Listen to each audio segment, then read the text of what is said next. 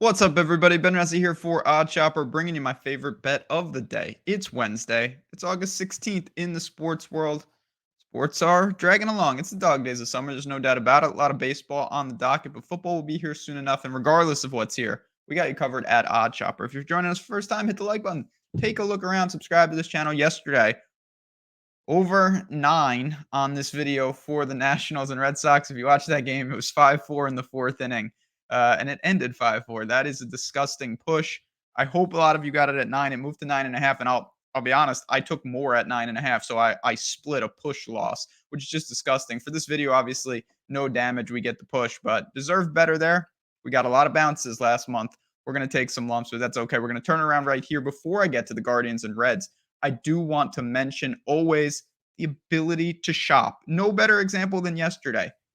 BetMGM, one of the many books that you should consider being on. Why not get 2 free months of a premium Discord when you sign up? The link is below. Get paid back up to $1,000 in bet credits courtesy of BetMGM. Again, it's there. Take a look around at those offers, and if it interests you, if you're looking to add some value to your bankroll, great idea. And then when you're in Discord, come say what's up to me and the entire team. Now, we're going to do something a little different today. I don't do this often, but listen, I try to take the board independently of what I want to do. Guardians and Reds. I like the Reds in this game. I don't want to lay a full allocation on minus 162. I do think that's the right number, and I do think there's value there. I'm going to split my unit allocation, half aggressive, half conservative like this. So instead of saying bet a full unit on the Reds at minus 162, half a unit on that, half a unit on the run line. And let's talk about why, and let's talk about why I like the Reds in this spot. So yesterday, Cleveland won 3-0, actually. Good for them.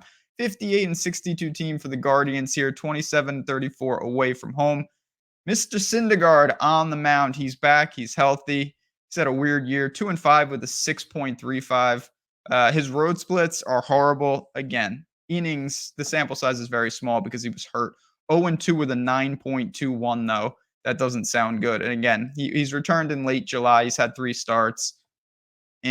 I don't really trust him. I think that's a large reason why I'm backing the Reds here. I just really don't see it with Syndergaard. I don't see it with this Guardians team.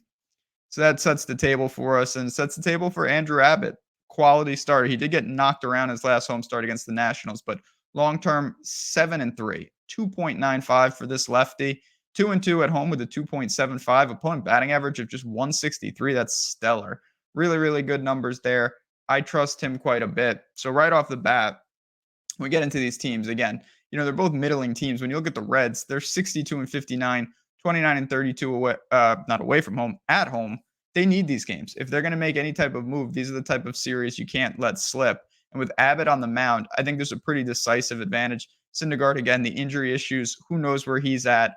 I haven't really trusted him. I've been shorting him all year, and I'm very comfortable with Abbott here. Again, 7-3. The opponent batting average at home has been really good.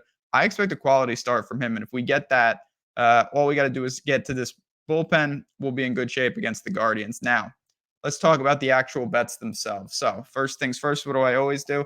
You find a place to shop the odds. I use oddshopper.com, of course. I checked that. Minus 162 is in range. And then I looked at the plus money on the 1.5, and I was interested in that as well at plus 120. I think that's a pretty good number there, even at home where you're only going to get 8 frames.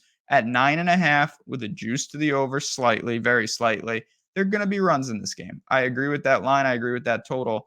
And I was comfortable with it. Not comfortable enough to shift it all to a plus money where our break even is sub 50%, but close enough where I said, okay, let me take half and half here. And if the Reds get crushed, well, I save a little juice because I don't have the full on minus 162.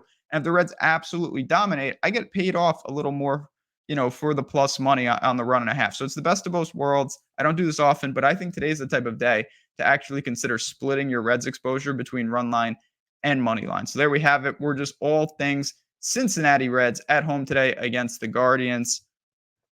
That's it, folks.